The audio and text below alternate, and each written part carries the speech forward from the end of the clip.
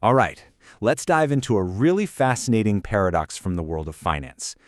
This is a story that basically challenges one of the most fundamental things we think we know about what actually makes markets move. So let me just ask you this straight up. What is it that really drives the stock market? What are the big, powerful forces behind every single crash and every single rally? For decades, the answer has been drilled into our heads, right? You see it in the news, you see it in the movies. It's all about two really primal emotions, that ice-cold fear of losing everything and that burning, greedy desire to make a fortune overnight. But what if I told you that a brand new study, one that was done in one of the most chaotic and unpredictable markets on the entire planet, found something completely different? A result so surprising it kind of suggests that maybe fear and greed aren't the whole story. Not even close. Okay, so to really get why this finding is such a bombshell, we first have to talk about the standard story. The established rules of emotional investing. For the longest time, traditional finance theory looked at investors like they were perfectly rational. Like little calculating machines, always making the best possible choice. But then this new idea came along called behavioral finance. And it said, hang on a second, we're humans, not robots. And our decisions are deeply shaped by our feelings. And behavioral finance, well, it identified some usual suspects. First, there's overconfidence, that feeling that you've got the golden touch, that you just can't lose. Then there's herd behavior, which is when we just follow the crowd, sometimes, right off a cliff. And of course, loss aversion, where the pain of losing a dollar feels way, way worse than the joy of gaining one. All right, so now that we've set the stage, let's put on our detective hats. It's time to dig into the evidence from this groundbreaking study that calls all of that into question.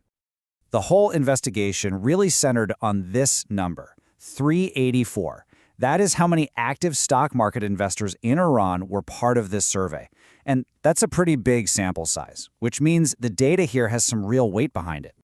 And who were these 394 people? We'll take a look. The vast majority of them had bachelor's or even master's degrees. So we are not talking about newbies here. These are educated, well-informed people making these decisions. And this is where we get to the core finding, the absolute heart of this whole paradox. After crunching all the numbers and analyzing all the data, the researchers found, well, they found nothing. Zero. No statistically significant link between what investors were feeling and the decisions they actually made. Fear and greed just weren't in the driver's seat. It's wild. So the million-dollar question is why? How could these educated investors in such a crazy volatile market be seemingly immune to the emotional traps that we all thought were universal? Well, this is where the plot takes a very sharp turn.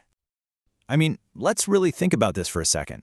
What on earth could possibly be powerful enough to completely push aside fundamental human emotions like fear and greed in the high-stakes world of finance? Turns out the answer wasn't inside the investors' heads. It was in the world all around them. You have to understand, they were operating in a market that was getting hammered by these huge, overwhelming risks. Things like crushing economic sanctions, sky-high inflation, constant political instability, and just insane swings in the currency's value. And that context created this unbelievable dynamic. The best way to think about it is like this.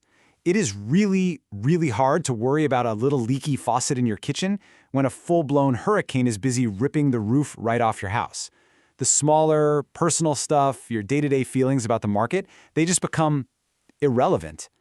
So it all just boils down to this. When the entire economic system around you is unstable, investing stops being a game of how can I get rich, and it becomes a game of how do I survive? And in that kind of situation, big picture, macro-level logic just has to take over and push aside those micro-level emotions. So what does this incredible case study teach all of us? What's the ultimate takeaway here for the modern investor, no matter where you are in the world? You see, under that kind of intense pressure, these investors were basically forced into an almost textbook-perfect rational process. They had to identify the problem, gather the hard data, coldly evaluate their very limited options, and then execute a logical plan. In that kind of environment, there's just no room for gut feelings. So, here it is, the big lesson. This study doesn't prove that emotions are meaningless in investing. What it proves is that context is king. Our financial behavior isn't some fixed thing. It's incredibly adaptive. It changes based on the environment we're in. And that leaves us with one heck of a final thought to chew on. As global markets everywhere face more and more of these massive systemic pressures, from political shocks to economic craziness, is that classic emotional style of investing becoming a kind of luxury that fewer and fewer of us can actually afford? Something to think about for sure.